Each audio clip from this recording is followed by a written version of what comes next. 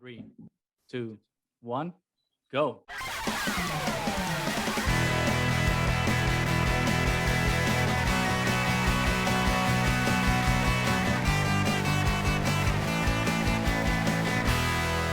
Welcome back, everybody, to the Triad of the Forest podcast, a podcast from three Puerto Rican friends coming together to do deep dives into Star Wars and other nerd-related media.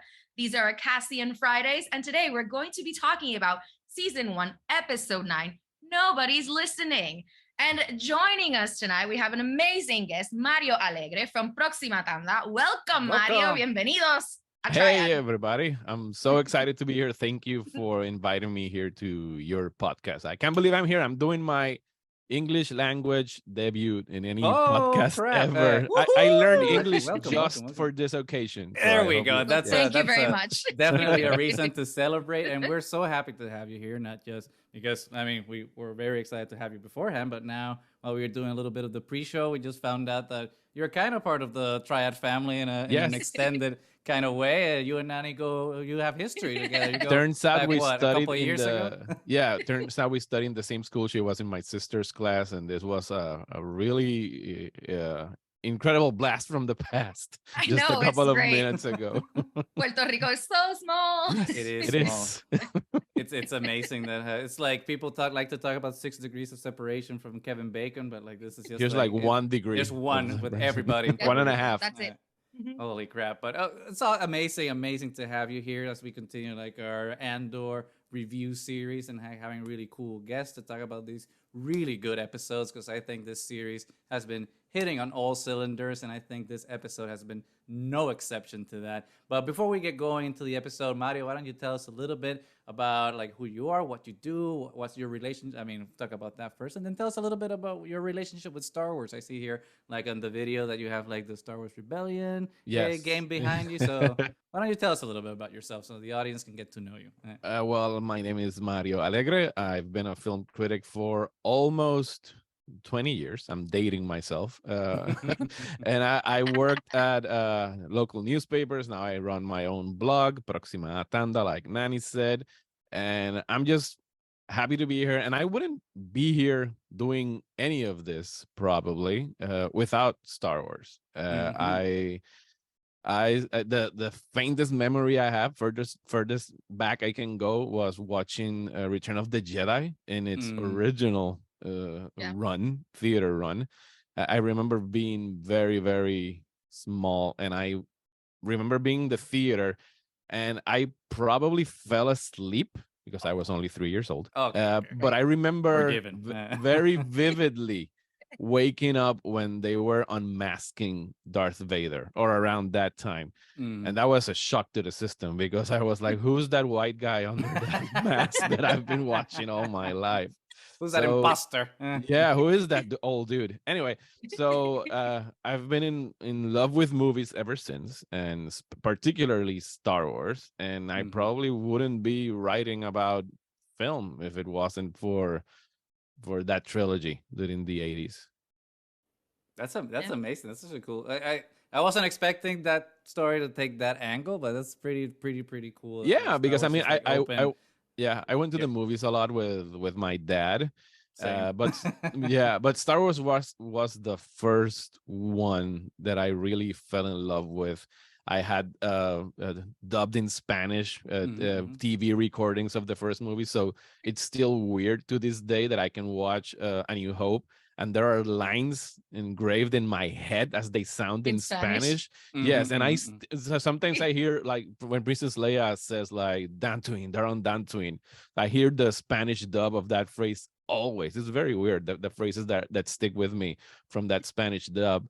And then I mean, I turned a teenager. There wasn't like any Star Wars content. I mean, content, I hate that word, content, but there was nothing to watch like on television or film. And I never really got into the extended universe and the novels. So when the prequels came around in 99, I was 18 turning to 19 years old. And it was like, this is the best day ever of my life. Right. Yes. Right. I remember staying up for like 3 hours downloading. That's insane Oh, saying the it now. trailer. The trailer for Phantom Menace on a dial-up modem, Yep. and just like Yep. pressing play each Just 30 to minutes to get watch 1 two second. extra seconds of The footage. second. Yeah, that shot of that trailer with the Gungans coming out from the mist. I saw Mm-hmm. that so many times that night, just pressing play and watching that little bit while the rest of the trailer Right. downloaded. Download it. So yeah, I've been uh, falling in love with Star Wars ever since, and I couldn't believe when they announced 10 years ago, just a couple of days ago, Yep.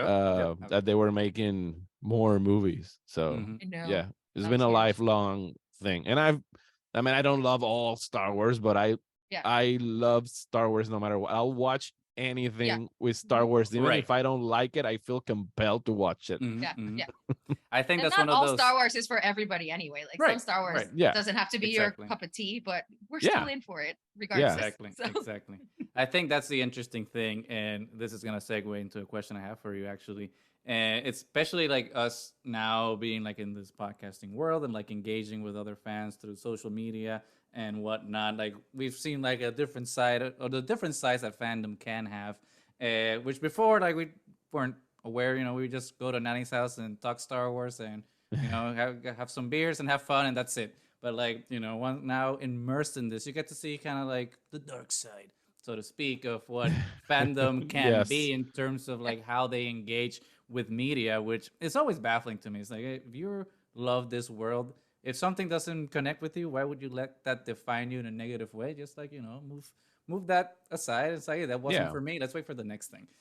So I've been having like when I live in Chicago now, so like I've been having like a lot more experience with what fandom has been like here stateside. But I wanted to like hear your perspective, like being like a movie critic back in the island, back in Puerto Rico. Like, how do you feel the Star Wars community is back in the island? Do you feel like it's very similar to what some what we call the fandom menace or whatever is happening in stateside, or do you feel like there's more like openness? What's happening with Star Wars back in the island? Well, I've never been like very into the community with the cosplay and all of Yeah. that. I mean I've gone to conventions and I talk with various people, and through my writing and through my blog and interacting with people online, I think it's relatively same to what you would get perhaps in the States. There are people that really loathe the sequel trilogy. There are people that hate the Yeah. prequels.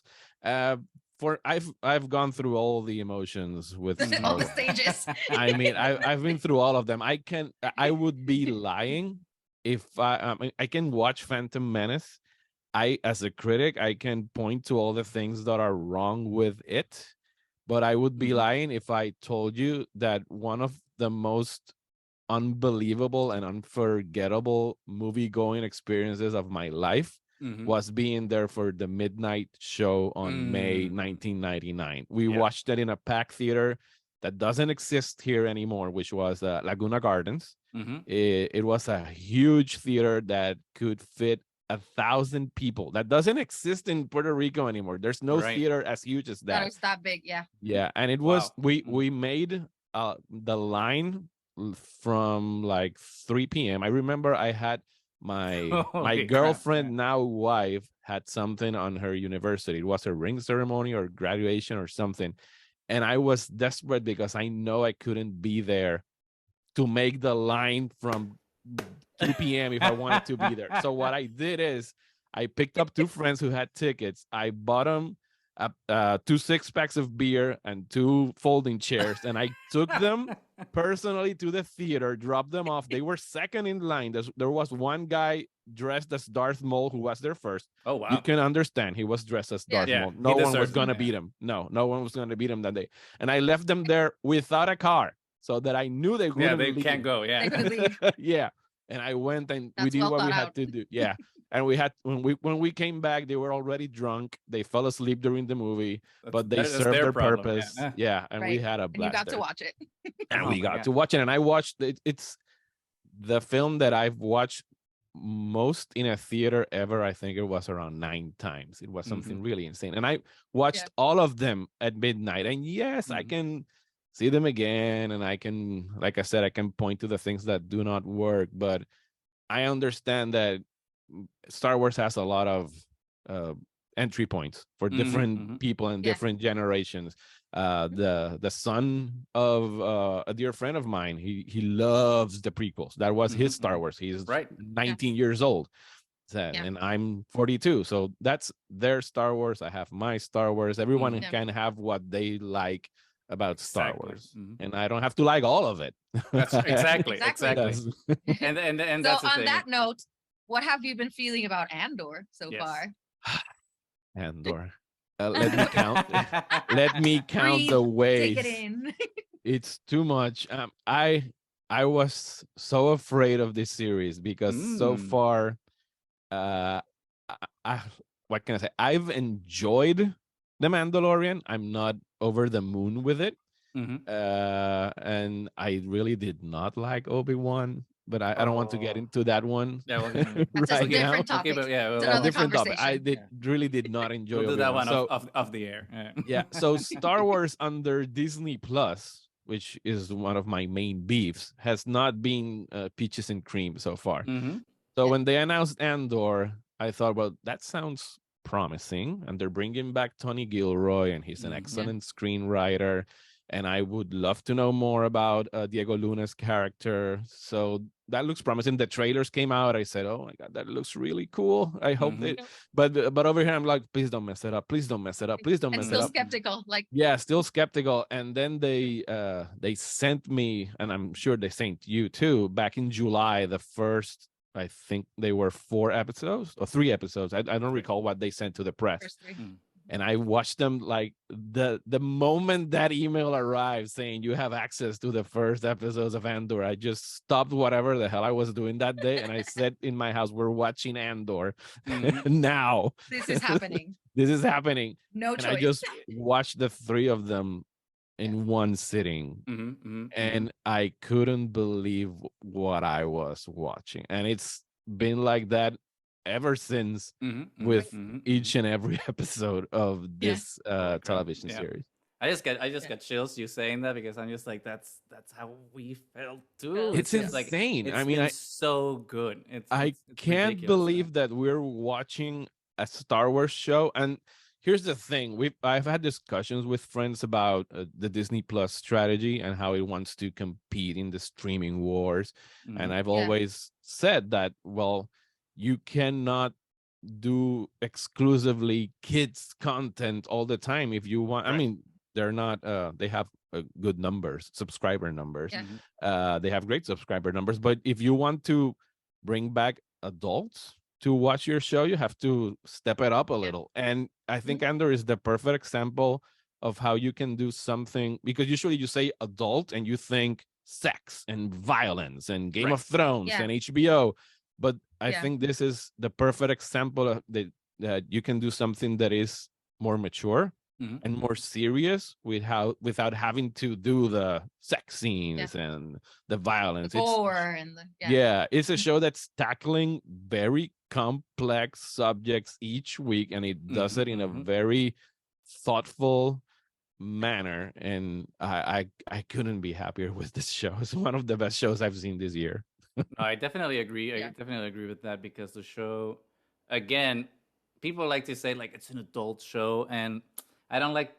I still think it's accessible to like younger people, but there's definitely a maturity to it that the other shows haven't presented. Not to say that the other shows haven't been talking about certain topics. It's just not. It's not as explicit and in your face as Tony Gilroy has been with this show, of being like, I'm going to talk about the prison industrial complex. I'm going to talk about fascism. I'm going to talk about immigration and racism and racial profiling and all these things. And it's been masterfully done, because it doesn't feel heavy-handed, it doesn't feel preachy. It feels natural to the story. And I think, I 100% agree. And it still feels like Star Wars. And it still feels like Star Wars. and to your point about like it competing with like other streaming services, I think it's particularly good in that sense, because it's not just a good Disney Plus show. It's not just a good Star Wars show. It's a good show. Yeah, like, it's a great show. And it came out at the same time as House of the Dragons and Rings of Power and like all these other like, I don't like the term, but like prestige television. And like I think Andor comfortably sits among them all because it's Yeah. that good. And I think it talks to Tony Gilroy's vision of being like, we're going to do 2 seasons. And it's going to be this. And like, it's so focused and streamlined. There's no fat in the show anywhere. It's just like, this is There's not a not word. a single it's missing wasted. line. Yeah. I think that that's really important. And I've read and heard interviews with Tony Gilroy that he has said that he didn't want to do it. And he doesn't consider himself a Star Wars fan. So I think it's really we've had this entire generation of new filmmakers coming into Star Wars to play in the Star Wars galaxy, and there are people around my age, 40 something artists that grew up with Star Wars, and I think it's important sometimes to bring in the skeptic, the Han Solo, the guy who couldn't care less about Jedis and all the mythology, so they can tackle it and bring their own perspective to this universe, that it's not only about watching because I mean, I have a kind of internal war with the fan service. I understand. I don't hate fan service like a blanket statement. I think there's good fan service and there's just an abundance and over reliance on fan service. And I like fan service. I can gobble that up and this was yummy. I love that fan service. Give me more. But when it starts to become just that, then for its own sake. For its own sake, yes. Adding something to the story. Yeah, like give me a little bit of plot. Like I like the style. I like watching whoever you want to have as guest of the week or that character you watch in Clone Wars. But give me a little bit of something. Give me story. You have to pepper it a little bit. It cannot only be fan service. So I think that it was important that they brought in this outsider's perspective to the universe. Yeah, I think that's extremely valuable, because while I do appreciate some of the other creators that we've have a massive reverence to the source material, to an extent that reverence hinders you, because you're like, okay, well, I have to play within these rules, and like the definition of Star Wars is limited by what I know Star Wars to be, and like that inevitably, right? Yes. And that moving it forward, inevitably that'll shackle you, and I think that's what happened tonally with the sequel trilogy. We had some filmmakers that wanted to kind of expand the sandbox, and others that wanted to go back and not even crawl back into the sandbox, but dive inside the sand like an ostrich. I'm not gonna name names because this is not that episode. Yes. Pero that was happening. And I do appreciate that Tony Gilroy is not a fan of Star. I mean, and I think when he says that he's not a fan, it means that he's not a nerd like us, right? It's just like he's like Harrison Ford. I don't care who shot first between Greedo and me. I don't care. Yeah, and it's not that Andor has not had fan servicey stuff in it. It's just that it's so well integrated, organically integrated into the story, and it's not in your face. Like, remember this guy? It's not the camera being like, that's look at that. And then I mean, they did it this week. They remade that famous shot from A New Hope, where the camera pulls back and it follows the feet of the Imperial officer as it's leaving the interrogation room. I mean, that was like, oh my god, I can't believe you did that.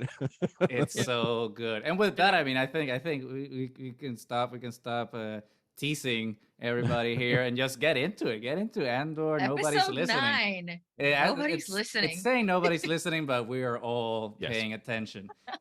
So we've talked about, apparently all three of us have really enjoyed the show, but let's talk about this episode in particular. You definitely like the callback to A New Hope from the torture/interrogation scene. But as an overall review of the episode, how did you feel that episode 9, I was almost going to say episode 8, episode 9 landed for you? I thought it was another excellent, I was going to say hour of television, but it was really like 40 something minutes. And I appreciated that it was a nice change up, because so far we've been accustomed to these 3-part story arcs in Andor. And the third part, it was usually the action-packed episode. And so I was expecting, I was thinking, well, this has to be the prison break episode, because we need the action, because 3, 6, this is 9. You have to give us the action now. And they just made us Held off on wait it. another week. It's gonna, you have to wait another week for the action. But it was so intense. I mean, it was so many stuff happened, so many character interactions, and it let Andor simmer for just another week. That pot is gonna explode. Yes. Soon, Exactly. probably next week, but you're gonna have to wait one more week for that pot to explode. So yes, I really enjoyed this episode. I watched it twice. I watched it just before we started recording, just to it's so to good. get into the mood. It's just too good. Like Bo Willimon has done such a amazing job with the writing. Yes. And well, we can't talk about it, but there's things that are coming that are just like gonna blow everyone. There's so many good conversations in this episode. But Nani, what did you think? What was your review? I know you liked it, but I want to know how much you liked it. I mean, first let's start with the theme song. That it changes every single time, and the one this time was just like it blew my mind from the beginning. Like, Nicholas Britell is just what a masterclass composer! Yes. Oh my god, I've loved ever since Narkina 5. Just the set design is so aseptic and so creepy at the same time, and everything just works. And in the previous episode, it was all about the unknown. Where are we? Like Andor trying to like touch base on where he kind of fits in, and then this one we already see his charm working through all these characters, like slowly trying to get in with Andy Serkis's character, with the other inmates around him, like, and taking slowly but surely this leadership role, even though he doesn't ever want to admit to being a leader. And there's so much to say about this episode, but it just kept that pace, all that anticipation. It's like, we know it's coming. And then you get towards the middle of the episode, the prison break isn't happening, but I'm even more tense now. And it's going to really piss me off to wait a week to watch what happens. But it makes it so much better. All that tension, it's what we need, because sometimes we know what's going to happen to a lot of these characters most of the time. We know what's going to happen to Cassian, but we don't know what's going to happen to anybody else. Right. Yes. So, I mean, sometimes you're like, oh yeah, I feel tense, but I know where it's going to end up. This time it's just constant tension. And then because of these arcs, you feel like the climax of tension, then you kind of slow it down and bring it back and slowly do it again. And this time they held us off another extra episode. So it's like they're torturing us on purpose, but it works so well. There's a term for that, but I can't use it here because this is family friendly show. But see? that's what they're doing. Yeah, and I mean the acting, everybody. I mean the casting was spot on, and then everybody's pulling their weight with every single character. You can see that they really went into understanding each and every character. So sometimes without saying any lines, you can see what their motivation is. You can see where they're coming. You can see where they belong in here in the story. So yeah, I start to think that maybe this episode's not going to be as great. Nope, always exceeds expectations. Yes. And then something happens. I 100% agree, especially about the pot. I've been saying this is a pressure cooker. We're just like just like increasing, and like it's not exploding, and that's why you even feel even more anxious, because you're like, the explosion was supposed to happen, so that means that when the explosion does happen, it's gonna be that much more violent, even more pressure behind it, and it's gonna be incredible. Like when do you watch Andor? Do you wake up at 3 a.m.? What do you do? I don't wake up at 3 a.m. because I like sleep too much, and like that would just throw off my work day if I like wake up that. So I do wake up a little earlier. So like I wake up probably like an hour. I wake up like around 6 on a normal day to be able to commute to the office. So I wake up like at 5. So I have that hour to watch the show and then commute to the office. So I get an extra 2 hours of sleep. All right. But because I usually watch it. I watch it Wednesday at night because I like to watch it with El Hosbando. So I wait for Hosbando to get home from work, and then we watch it. Oh my God! You wait an entire day. I wait, and I ignore social media for the entire day. She doesn't have social media. That's why. Oh, so that's why you okay? Because that's why I have to do it. I have a ritual for the past 9 weeks.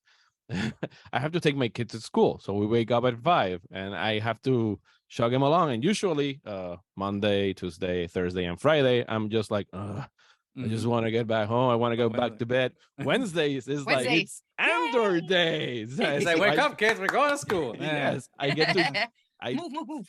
throw you at school, and then I come right back. I'm around here around 7 a.m. and I just For your this happy is time. my time. It's Andor time, 7 a.m. Andor time. Some coffee and some popcorn. Yeah. I wish that Combination. Disney Plus started, and all the streamers generally, they started doing like prime time release dates. Like, just Yeah. I understand if you want to keep the Pacific time and do it like, but you can do it like midnight Eastern time, and then people get on the West Coast get it at 9 p.m. or something, because those Yeah. releasing the episodes at 3 a.m. I don't understand why they do that. I think it's just revenge. It's just like all you East Coasters like always get your stuff whenever you want it, but no, now you gotta do it. And weird. now with daylight saving time, it's 4 a.m. So I'm not gonna. The only time I've ever done it, I did it for the Ahsoka Tano episode on Mandalorian. I waited. Uh-huh. It was like I was going to bed like at 2:30, and I said, "Well, I can wait another 90 minutes and watch that it." did happen to me. Yeah, and I did it, but when it I was did one that, time. it wasn't planned. I was with a partner at the time, and like we were going to bed, and I was just like staring at the ceiling. She was just like, "Goose, you want to watch it? Just Yes. let me sleep. Go into the living room. Just It's wait fine. for it." And it was worth it. I It guess. was so worth it. But back to nobody's listening. We'll talk about the Narkina 5 stuff and the jail things and Andy Serkis, because I think that really anchors the episode in a superb way. But let's talk a little bit about two amazing actors that have been doing an incredible job, and that's Denise Go as Dedra Miro and Adri Arjona as Bix Colleen. Like, holy crap! Like, I was not expecting. I didn't expect to see Bix Colleen as much as we have finally been able to see her. I thought her story was going to be wrapped up in that first 3-episode arc, but like it's the gift that keeps on giving, and like she just keeps coming back, and every time it's like more tortured and more complex, and there's more things going on, and we get a really horrifying scene of Dedra coming into her own, and like where she was framed before as kind of like a sympathetic character, where she's working in a system that maybe she doesn't understand, that it's fascist, and she's just a woman that's being called out by her sexist and misogynist co-worker. So we have grown to be sympathetic towards her character to an extent, especially because she was very good at doing her job. And especially, because she's a competent woman. We're like, oh, well, come on. She's the hero of this story, and of that story, not the story. But now with today's episode, when she's just like taking glee in the torture and whatever methods necessary to extract the information that she wants from my homegirl, Bix Colleen, it was truly terrifying to see that just because you are going through workplace struggles doesn't mean that you can't be also a terrible fascist. So what did you guys think of that? Now I start with you. What did you think of Dedra's turn here from sympathetic, misunderstood villain to like villain?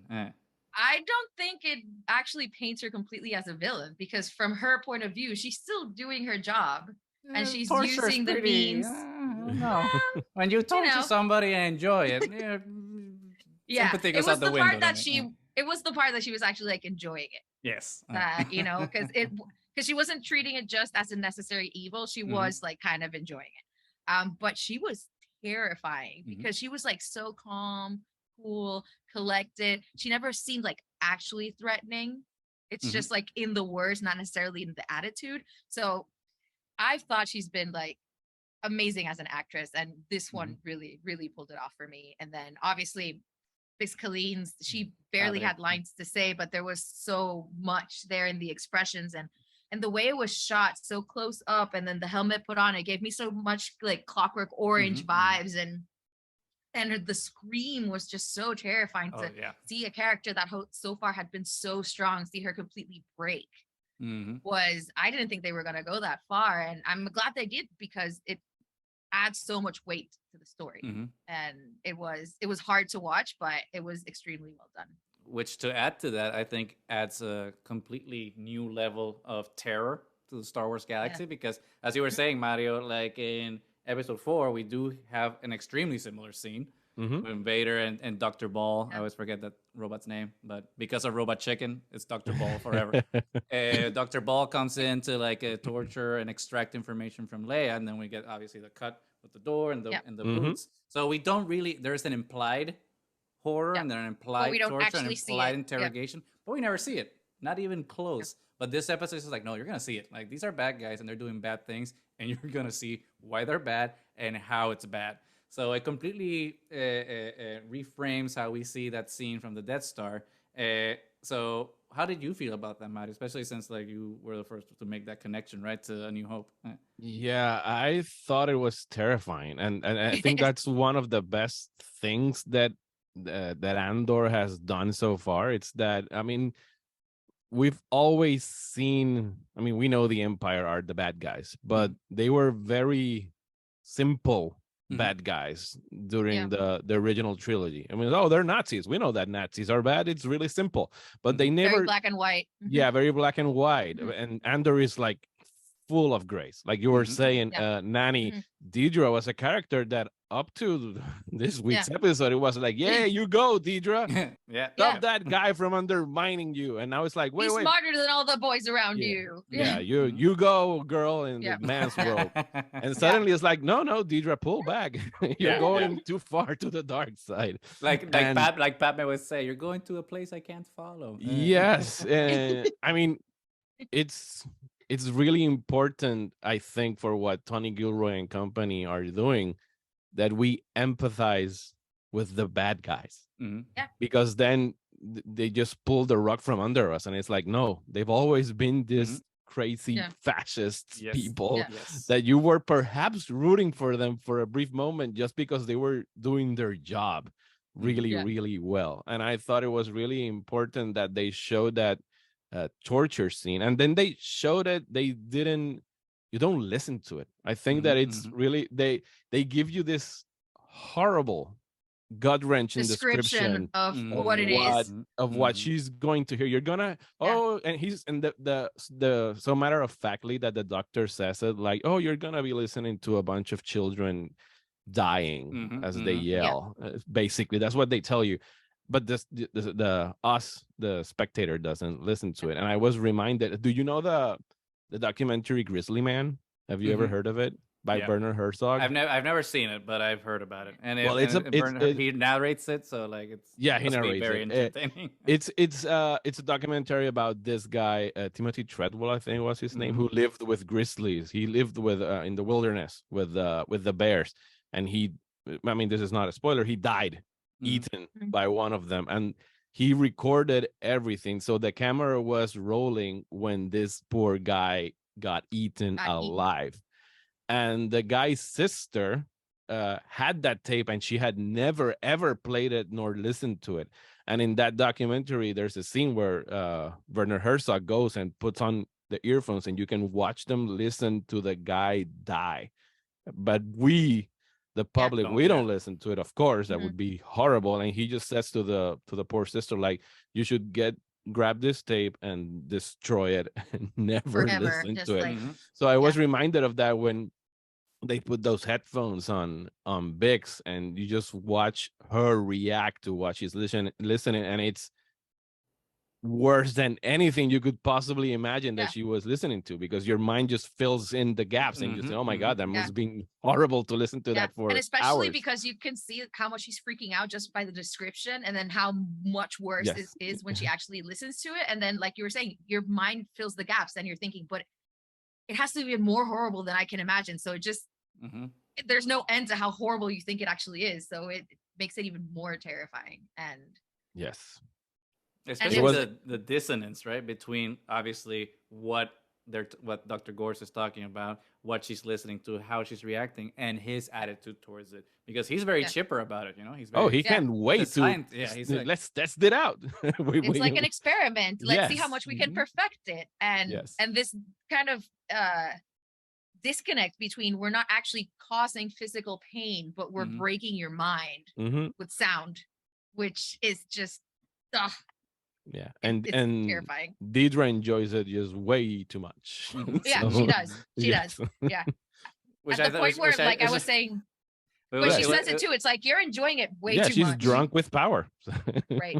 Which I think was funny, like in a couple of scenes later when they're talking about the pilot that's related to Anton Krieger, and then like her assistant's telling her like, "Oh, do you want to be there for the interrogation?" And she's kind of was like, she was like, she wants to. I do want to be there, but I can't. I don't have time. I'm sorry. I'm gonna have to Zoom call that one. I won't be there. Yeah. It's like just send me a recording. That even bad people will be like, I would rather, step away from I don't want to get my hands interrogation, dirty. like the actual torture. And she's like the other way. It's like, I wanna, but I can't. I can't make it fit in my schedule. Yeah. And now that we're talking about Dedra, I think we need to talk about Cyril. Yeah. Oh God. Because this was another character that, regardless of everything that's going on, once we see those interactions with his mother, we start feeling sympathetic towards him because his mother's like kind of just horrible person. Mm-hmm. And now his freak flag came out this episode where he's like stalking Dedra in an incredibly creepy way and made Dedra like the center of his universe. And it's like, we knew he already had, obsessive tendencies because of his obsession with Andor, but now in the way that he's doing it with Dedra, I was like cringing the entire conversation. I was like, please stop, just shut up, let her go. Did you sense he was like completely aroused by that conversation? Yes. It was so weird. It was like 50,000 shades of gray in that very moment. And I've been waiting outside for you every day, and I hoping wait to every catch hour. a glimpse. I love that she asked, like, have you been stalking me? And he's like, no, I've just been waiting out here for days to see if I caught you. That's the definition of stalking. Yes. He didn't know what he was answering.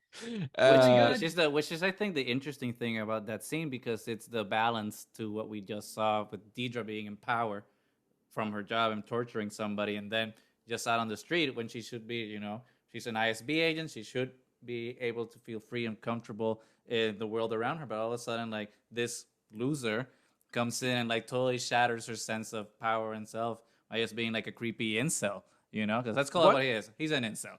What do you guys make of her reaction to that moment? Because watching it again, I don't know what to make of it, because she's threatening him to have him arrested. And I think she secretly enjoyed it. Yes, right? I got that kind of, I feel like, because she likes being in power. And I think even though she's a little creeped out by it, I think she likes that she kind of has him under her boot. Yes. And that she's now the center of his universe. There's this weird S&M thing going on between them.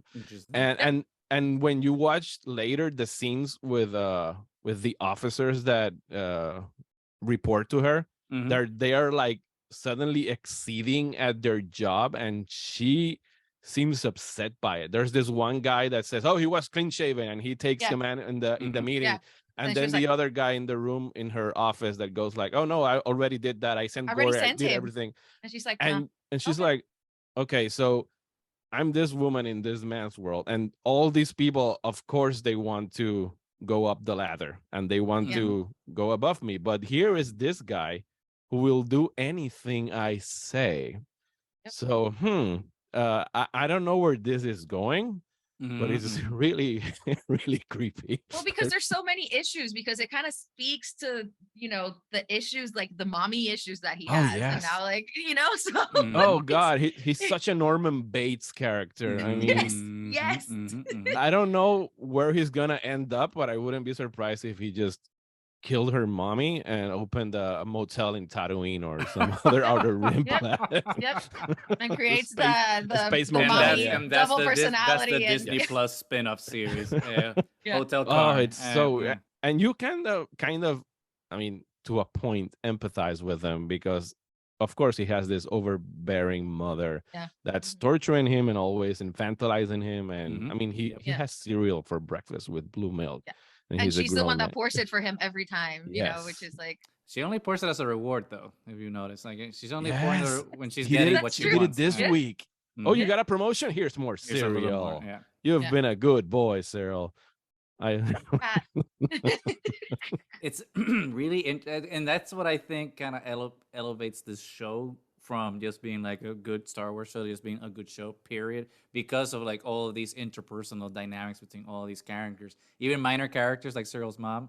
like have complexity to them and like add Yeah. so much dimension into what that relationship means for him. Because like look at us now, we're talking about what his relationship means to Dedra because of what his mother's doing to him. So it's like this Yep. web Of complexity. of complexity and relationships that's just like Yeah. And I'm all so here for it. delicious. And so It's just gonna get weirder. I know it. yeah. I know. and that monologue that he says to Dedra, it's so good and just like speaks to Bo Willimon's writing in this Yes. episode. It's just like I mean, not to say that the writing in previous episodes have been bad. Yeah. The writing has been excellent in all the episodes, but like there's Bo Willimon has like done like it has took it to a new level a little bit with And the with that. acting by both of them, it was Yep. Oh, yes. incredible scene. It's amazing. Does it feel to you that he's always like about to cry? It's like, it always feels like his eyes are, water and I like have he's a holding- really complicated relationship with Mr. Kyle Solar, is the Mhm. guy doing Yeah. Cyril such Karn. a nice guy, such a nice Because guy. he reminds me Yeah. so much of Kyle MacLachlan, and I Mhm, love mhm. Twin Peaks. So when I watch them, it's like, oh, you're like you're. And if you watched Twin Peaks: The Return, where there's an Mhm. evil version of Kyle Oh, right, MacLachlan, right. it's like, oh yeah, you're the evil one because he's so weird, and he Yeah. makes me feel so uncomfortable every time Yes. he's on the screen. He's But so good. It speaks to how good he's being because Nani and I Yeah. are very lucky to be like in a round table with Denise and Kyle, and I was expecting Cyril Karn to be there, and no, it was Kyle Soller. He's a super nice guy. Looks totally different. Super friendly and like charismatic. And I was just like, Then he's such a- got to. I They were was like kinda super like, nice, super I was like, what? chill, I was and then like, suddenly what you is see these this? characters. It's like, Yes. what happened? It's like, why are you nice? You're a weirdo. You're an incel. Come on, man. Yes. Uh, Yes. yeah. He's such an important character to have in Andor, I Mhm. think. Yeah. I've had conversations with people like, oh, I don't like him. And I said, yes, you're not supposed to like him. You're Right. supposed Yeah. to feel repelled by him. But Yeah. he's such a, who he also reminds me of in a completely very different franchise? He reminds me of Gollum in a Mhm. way. Interesting. He's seduced by power. Okay. He only wants to go up the ladder. He only wants to belong to the empire, and it's this way of Okay. showing you how fascism corrupts, because you could Mhm. easily understand if this character suddenly turned away from that and said, I'm going to become a rebel. They have been Mhm, mhm. stomping on me forever, so I should rebel. But no matter how much Mhm. abuse he takes, he just wants more abuse. More, He just yeah. wants to Mhm. he just wants to belong. He's a very masochist character. He just wants to be a part of the empire. He dreams of Mhm. having the what do you call the insignias that they have Yeah. on their chest. It's his dream job, and it's Mhm. so important to have him there, because we've never ever seen, especially two characters like Dedra and Cyril. We've Mhm. never seen a pair of characters, I mean, correct me if I'm wrong, who are so despicable and at the same time so captivating to Mhm, watch. Yeah. mhm, mhm. It- But I it- think- it's true we were believers yeah. When we were in talking, this- they are not black and white. They are Yeah. very, very gray.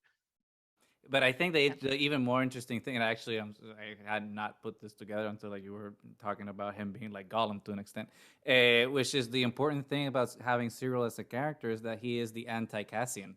He's the Yes. They're framing him the same way. Like Cassian also has a mother. So does Cyril, but like their relationships are completely In a different. healthier relationship. in a with healthier his mother. relationship, but like, but you can see that like, oh, Cyril's. I mean, yeah, they're middle class, but they live in Coruscant. They're more or less okay. Marva is in Ferrix, so it's a little more blue collar. So they come from different environments. Obviously, Cassian's an immigrant. He's a Hispanic. Cyril is white and more privileged, and you see like how that types of dynamics have influenced how their approaches to the empire and fascism. And like you were saying, Cyril just yearns to be a part of it and to have acceptance, and that's a very incel thing to do. It's like, I'm a white boy in my room, don't go through my special box, mom. And What do you think he has in that special private box? I don't think we can talk about it in this. I don't think we can talk about it on air. We can talk about it maybe. I mean, he probably has some thread of hair from Dedra he picked up from the interrogation room or something. Would not- yeah, it would not surprise me. Would not be surprised. And that would be Nope. the least disturbing Yeah, thing. that would be the least. The least Yes. disturbing thing. But then, yeah, he yearns to like be part of that system that it oppresses him, even though he doesn't realize it.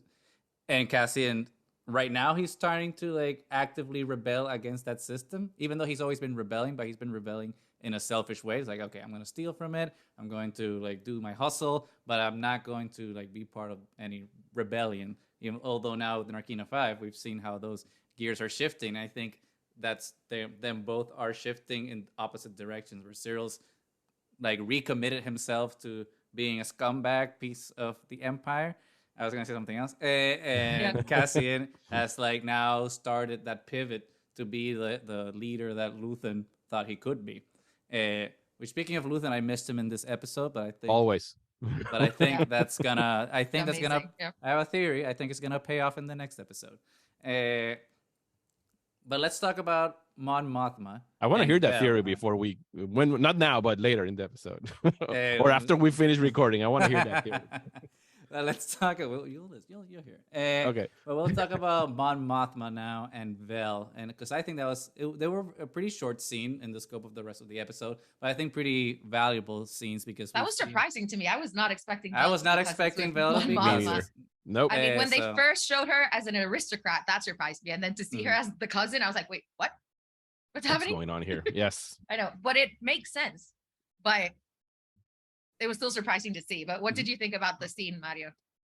I was surprised just as you guys that we because the episode before this one they started to suggest that there were parts of Vel's past that we didn't know, and I didn't know we were gonna find out so soon, like a week later. Yeah. So when they told Mon Mothma, "Oh, your cousin is home," and then she suddenly became really nervous, and I thought, well, who could this possibly be?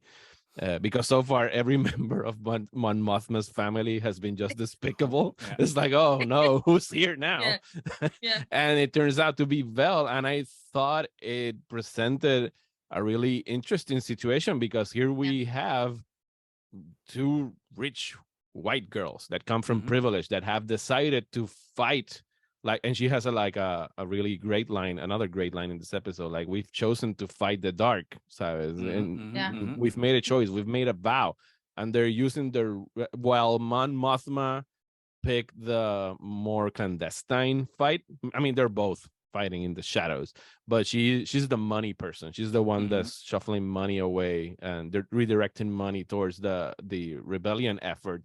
While And like not Vel, engaging in violence. yeah, and Vel is just like, oh, where have you been for 6 months? It's like, where do you think?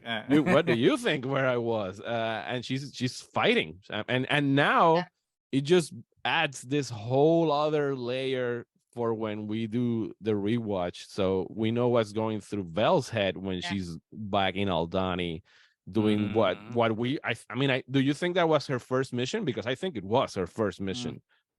You think there's more behind it? I think that might have been her first big mission. Big Because one. I think Okay. that's like the one that kind of initiates everything. But I'm pretty sure she's done a couple side gigs. Okay. You know. I think it was probably her first one as the main leader of the Yeah, and probably the actual most project. dangerous, also the more high risk. Yeah, I'm sure that she was involved in some of like in the thefts that they've done for like all the The thefts, Imperial yeah. equipments that they've been talking about in the background. But I think like this This is like big the thing. big high profile one. Yeah, I'm ready for the Vel Disney Plus series. Just there's so many spin-offs that I would watch of Andor. This is one of them. Just give me a Vel and Cinta. Cinta. Yes, Yes. give it to me now. Put it in production. I need to watch that one. Nani, what did you think of Mon Mothma and Vel's interactions? Yeah, I was really surprised, and especially because you're starting to see Mon Mothma not trust Luthen, and now knowing how Vel has been involved in everything and how there's a disconnect with the information because obviously that you have to be secretive about it. So it's good to see that Mon Mothma wasn't this I'm 100% committed from the beginning. Like even people who become the heroes of the rebellion have doubts. The heroes of the rebellion aren't also black and white. There's a lot of gray. So it's very I really enjoy seeing like both sides of this, like the rebels, like, you know, but behind the scenes, Mon Mothma in her home with her clothes, trying to deal, you know, with her issues with her daughter, the issues with her husband, you know, trying to deal It's with gonna how explode. Yes. Oh yeah. I'm just And waiting for then- him to pachotearla. How you say it in See? English? Yeah, it's gonna be him. Yeah, he's gonna snitch her out. Yeah. Oh, because he definitely knows more than he's letting on, and he's You think? playing I think he does. I think he's Okay. playing the stupid guy in the background, and he's actually been paying more attention than he's been giving credit for, and he's gonna use that against Mon Mothma at some point. I mean, just go, So- Mon. Be free. I Your daughter know. and your husband suck. You can do. I'm gonna throw the towel for the daughter. She's a teenager. You know, teenagers are easily manipulated. You know, they're already angsty. So I'm sure that parent who's a piece of crap is behind the scenes poisoning her against her mom. Imperial sympathizer. So I'm going to defend the daughter. She's not her fault. She's a child. She's a child. So we can't give it's her. It's. I mean, it throws it's his fault. It throws a wrench in what we know about Mon Mothma because we've never known about her family. So we don't know where the daughter. I mean, I know the husband either gets killed or he just hates her forever. But where's her daughter when she's in Rogue One or in Return of the Jedi? Where's the daughter? Did she go with her? Did she stay with her dad? I mean, it's very interesting. Too? It puts her in a position. Disney go this way. Yeah, and it puts her in a position of she's going to have. We know that she's going to have to make a choice at some point during Andor. So it's going to be interesting to watch how that further develops in the series. Yeah, like because we do know because of Rebels that like after the events of this show, Mon Mothma still stays in the Senate. So it'll be a while. I don't know if it's. I'm not that big of a nerd that I know the timelines like everyone else does. Like, oh, this was 6 months before. I don't know. Sorry. I do know that there's some time in between Andor and Rebels before she defects completely to the rebellion because of the Gorman massacre, which she keeps mentioning the Gorman thing in the Senate. But I forgot completely what I was going to say about that. So she must be fine for now. So like hopefully whatever happens with her family. And it's a good time to change topics. Let's talk now about Narkina 5. Yes. Oh, okay. Let's go to prison. Let's do it. Let's do it. Go. I'm not gonna say anything. Go, Nani. Go. Talk about Narkina 5. Go. Take it away. Since you took it. You run with it. I love every scene in Narkina 5. I love the whole that there's no bars in the prisons. It's the floor that kills you. The desperation from everybody, and especially this one where we start to find out like there's something going on. They're getting no information and they're starting to freak out and they're signing between the passageways. And it's like, do you know how long it takes from there to here? It's all rumors. It's all baseless. It's all nothing. Just do your jobs. You have like these many weeks. It doesn't matter. Let's keep going. And I love the scene when Andor is just like, how many guards? Nobody's listening. They don't care. We'd be dead if they actually cared. We're too easily replaceable. We're cheaper than droids and easier to replace. We mean nothing. They're not listening. And the insistence on it, that it's like Andor was the type of person who wanted to kind of disappear, and now he's the one that's saying nobody's listening. You know, it's so incredibly well written. And then that's a good point because there's a duality to that. It's not just that the Empire isn't listening to them because they don't care about them. It's also that no one's listening to like the cry for freedom, right? It kind of goes both ways. It's a good catch. Yeah, and he's frustrated. Do you think he's because I thought when we left them after Aldani and they give him the manifesto. I mean, I don't know where that book is right now. It's gonna come back. I hope it comes back. It probably is in Ferrex or something, but he has to come back for that book. And I thought that was the thing that was gonna radicalize him.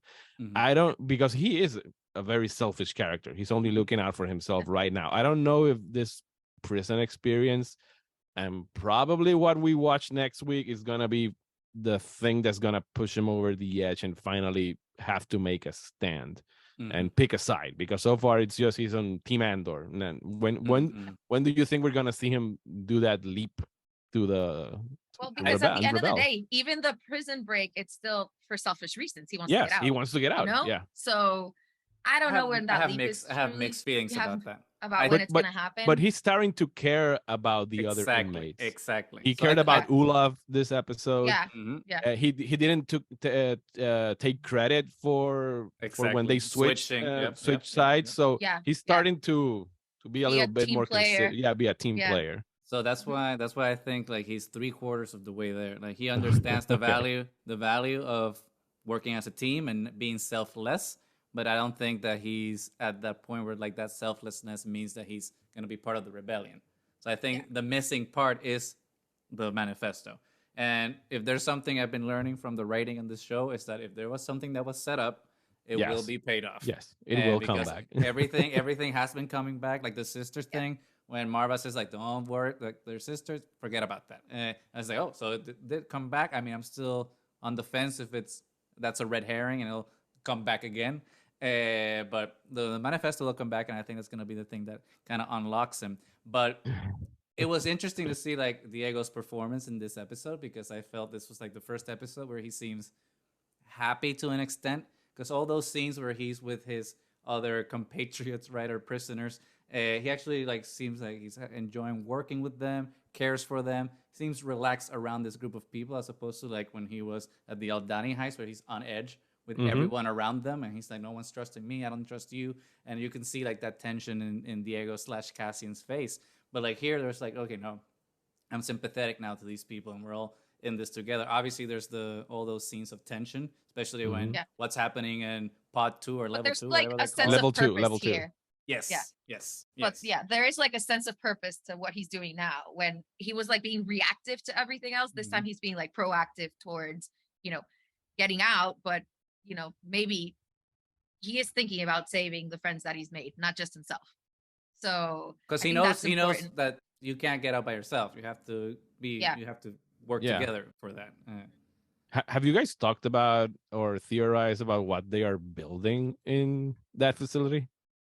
I've seen a couple videos on it, and no one has any idea. And I actually haven't even wondered either. It's just like There are some people that say, "Oh, maybe they are like building the Death Star parts or for something for the assembly," which would be like poetic irony that Andor is that he built parts and then building and blows he it up. gets killed by Yeah. by the Death and then Star. but leads the Maybe. plans that eventually gets it blown up. Yeah. So I mean, it would be beautiful poetry there.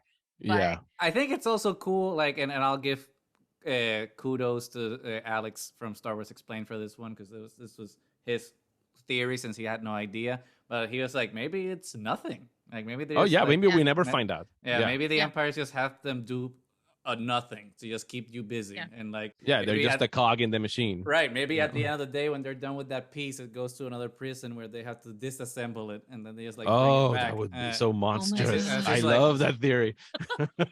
That one, that part's Especially- mine. I'll take credit for that part. Especially once we find out what's really happened and what's happening with the inmates. Yes, Mhm. that That they're no one goes getting out. Yeah.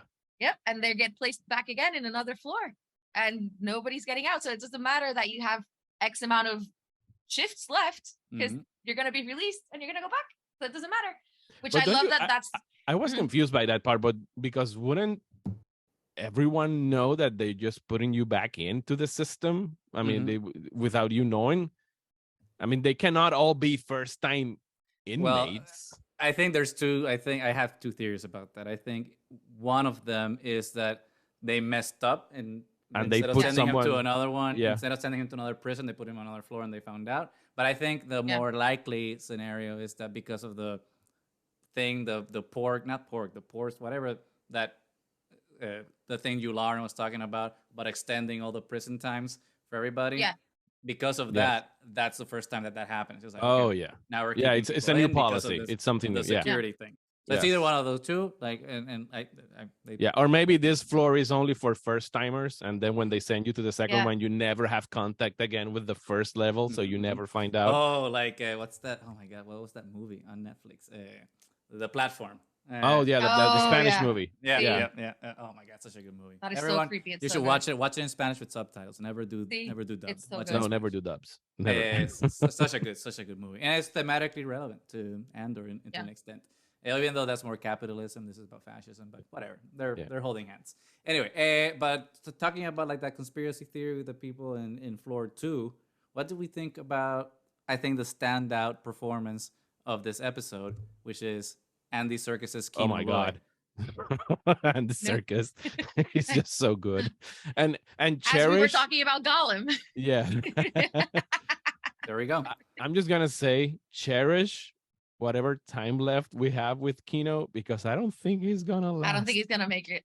Yeah. I think he's I don't- going down in the prison break. I think we're gonna, and I think that's Yeah. going to also contribute to Andor just going that fourth that you Yeah. were saying. He's three Mhm, mhm. quarters of Yeah. radicalites so far, and I Mhm, think mhm, that's mhm. just gonna the thing that's gonna push him a little bit Yeah. towards the edge. Yeah. He- Because he's- it's a character that Cassian now respects. Oh, Mhm. he's So- so great. I mean, I read Oh. an interview with a screenwriter that said that it was only Only Andy him. Serkis. Yep. It Mhm. had to be Andy Serkis for the role, And, and you it can has to be. yeah, and you can immediately see why, because Why? Yeah. he's such a tough presence and Yeah, such he's, a he's rugged commanding. Yeah. actor. And oh my god, It's a great voice, you know. It's very, very Oh, yeah. commanding voice and imposing.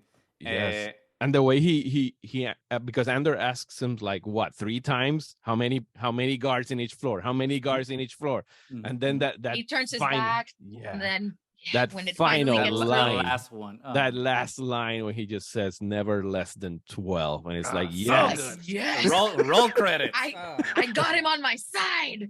we're It's gonna so- do Oh this. my god.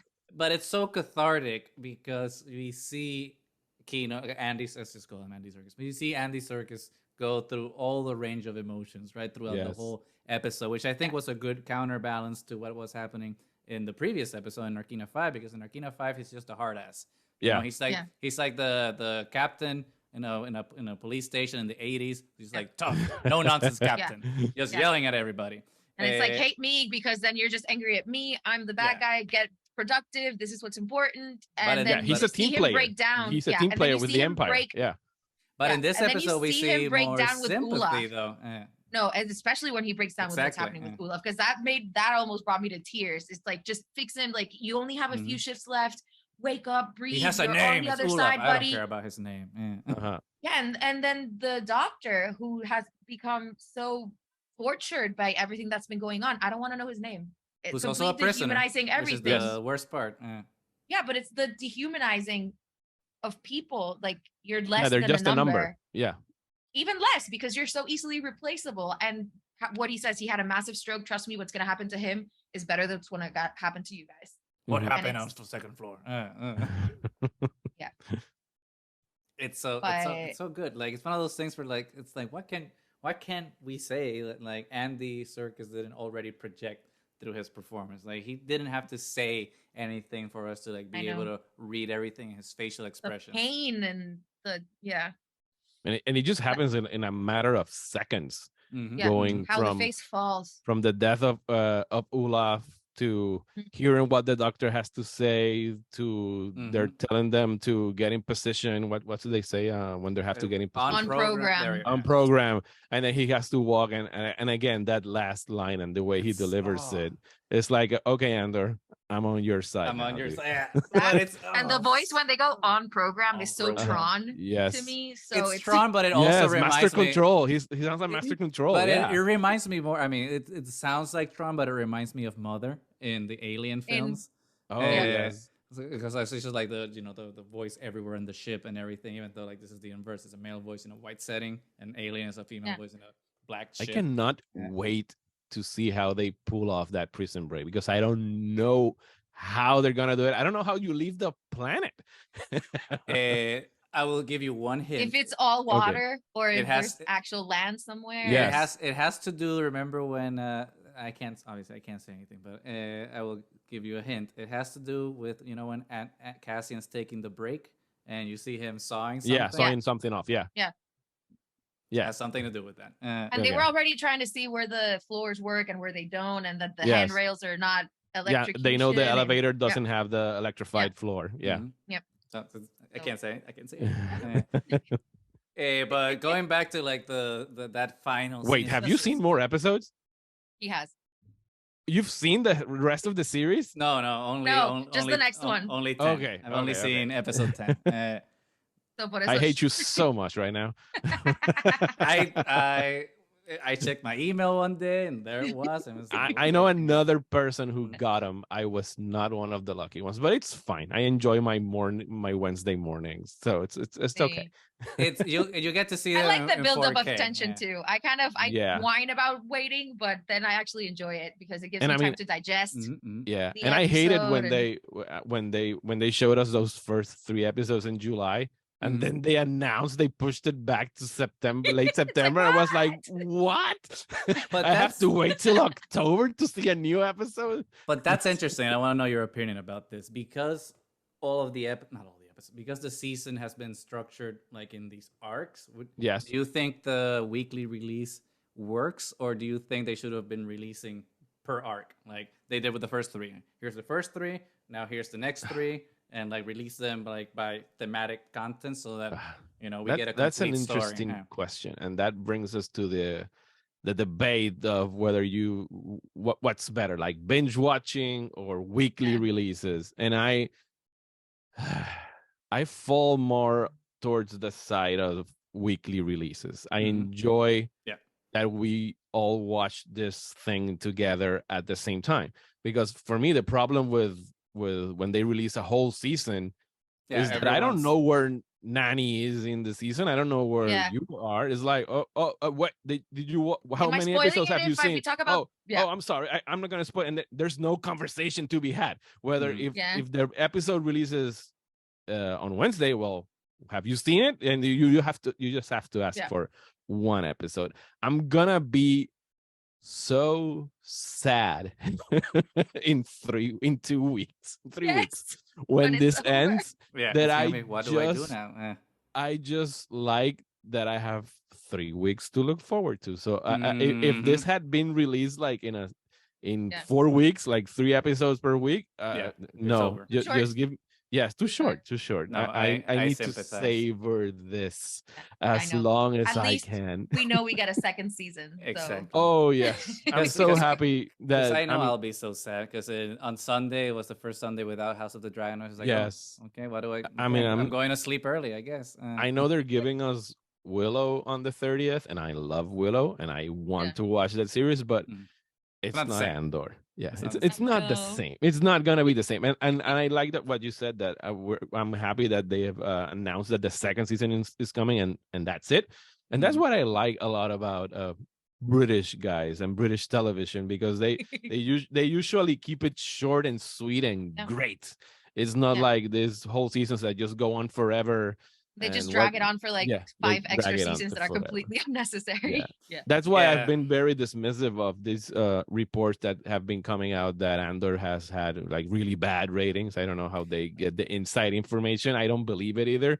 But I'm said like, fine. There was a retraction on that, actually. Really? See, that's the problem with like these, sometimes with sensationalist reporting like this. Like they'll get the sensationalist article and then not, and they don't give the retraction. And then not well, they'll do a retraction, but they won't give it as much the same exposure as the other one. So then it just stays in the consciousness that this sucks and no one's watching it. So what happened was that the dude, because no one really knows what the numbers are, because like Disney and Netflix, they're internal numbers. They don't release those. So like these are metrics that they pull out of their out of their ass. God knows how they do it. And apparently that the person from the analytics company that was running the Andor numbers input the numbers for Andor wrong. So it came down like super low viewership. But then like the day after, he's like, oh, I know I said this, but I messed up. Once I introduced the actual real numbers, it's actually doing extremely well. It's not doing as well as Mandalorian or Obi-Wan Kenobi, but it's definitely trending in a very good, very good direction. So I mean, it's like, why don't you boost that tweet, man? This is so that people know. That's the important one. Yeah, that's what we want to know. But at the end of the day, I don't care if 5 people saw it or if 10,000 people saw it. I prefer if 10,000 people saw it, but I care that we are seeing it and we're enjoying it, and that's been like a really, really, really fun time.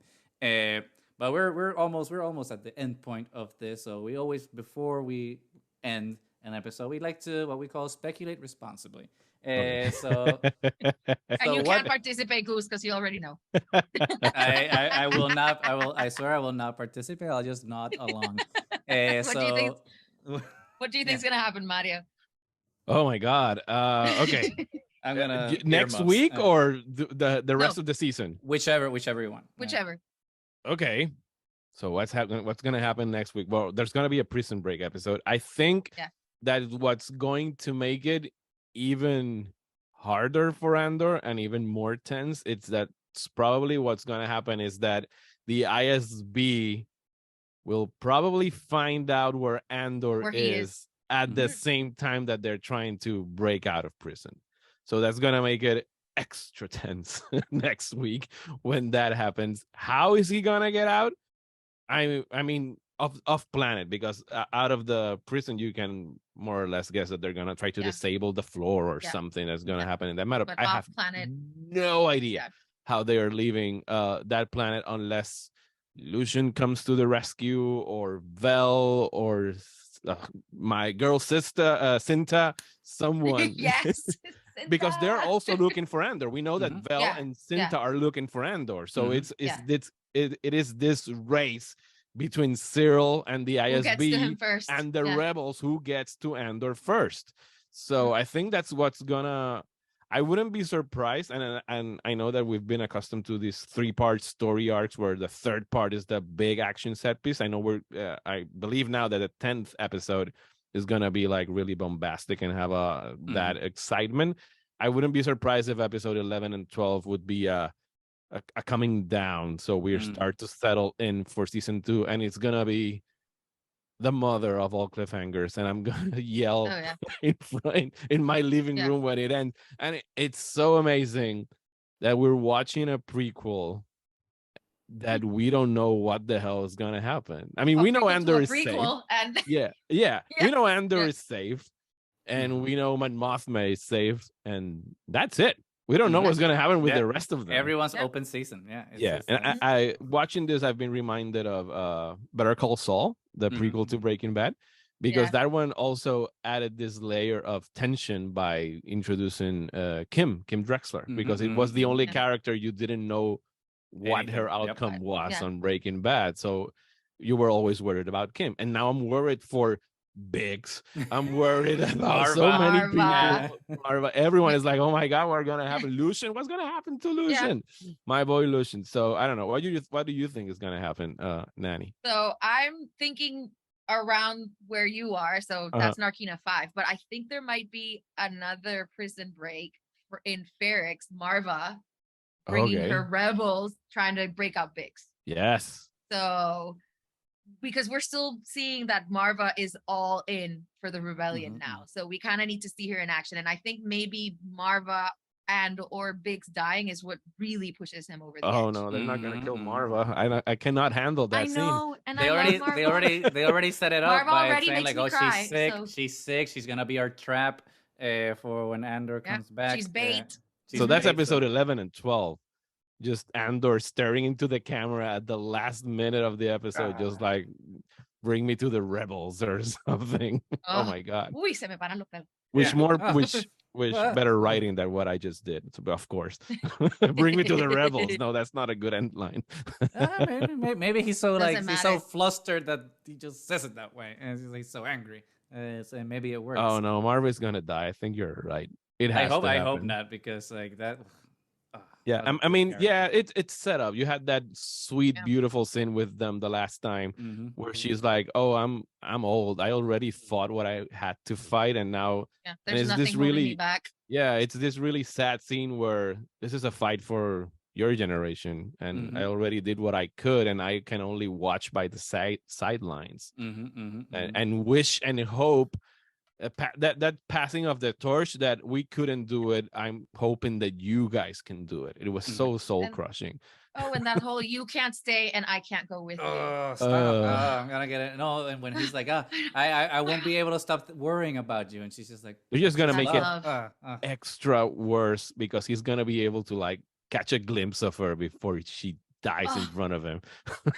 And then they kill B2 Emo too. They like take the smash it to pieces. No. You're gonna make him lose 2 iconic droids, these and K2SO, a couple of years from now? No, it can't happen. No. Oh my! I heard this theory once. I don't know.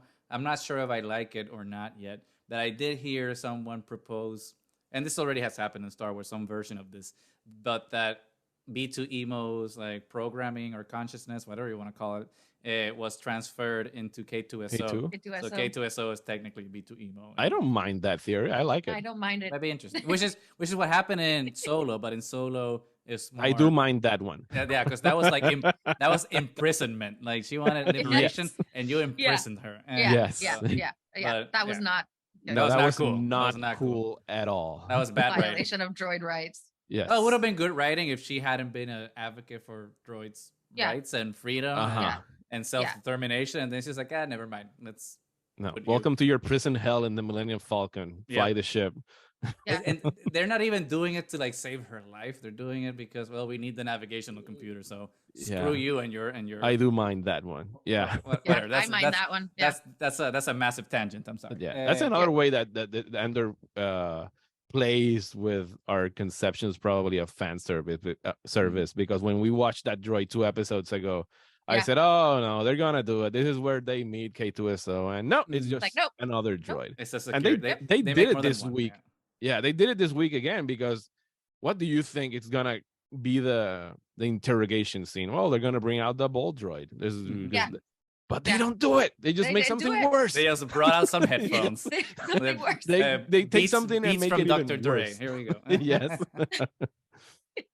I love Andor. Oh, it's it's incredible. Like I wish I could talk about it all. We could talk about it for hours, but we could, but unfortunately we can't. No, I mean not on this recording. I'm on a Star Wars high right now. I mean, I downloaded books that I've never read. I started reading Heir to the Empire. Oh, that's really good. The Sun trilogy, because I know that they're gonna do Ahsoka, and I want to find out more about Thrawn. And I plan to read the newest trilogy, which I believe is canon, right? I know Heir to the Empire is not canon, but you should still read it. It's really good. Yeah, no. So far, so good. What I've been reading, and I really enjoyed the latest animated Tales of the Jedi. Oh, Tales of the Jedi. It was so good. Oh my God, it was. I watched it in one sitting. It was, I'm gonna watch an episode now. It's like, no, I have to watch the whole thing. Yeah.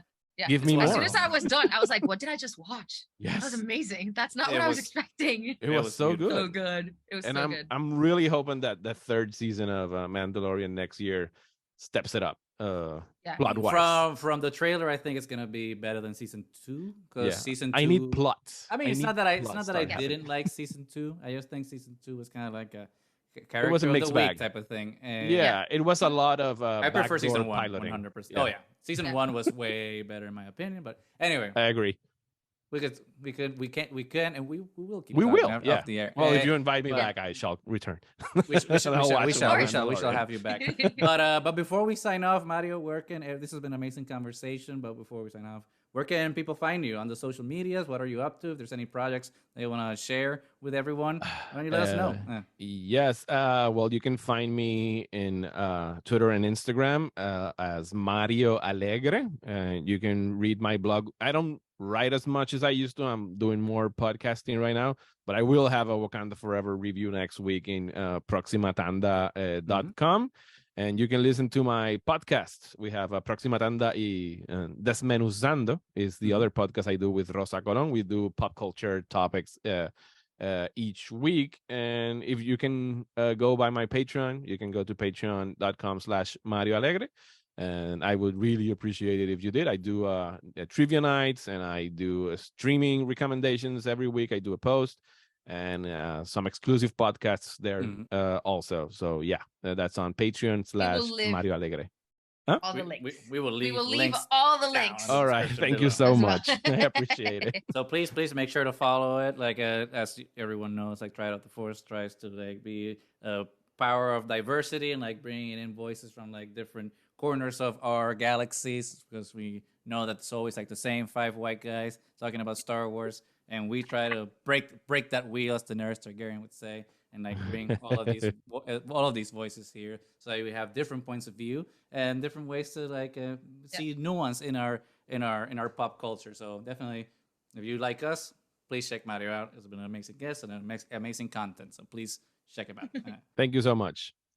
Well, thank you so much for joining, Mario. This conversation was excellent. Oh my God, I wish we could talk about Andor like for hours and hours and hours, but we gotta go. So until next I gotta time, edit and upload. Yeah. we are Triad of the Force. You can find us anywhere that podcast can be found. Just search for Triad of the Force and we will be there. So like, subscribe, give us a follow, give us a comment, hate us, love us. It doesn't matter as long as it's constructive. Hate watch. It's okay. We get the view count. We will continue to talk about our favorite show for the moment, which is Andor, and we will have our regular episodes whenever we have time. So until next time, may the Force be with you.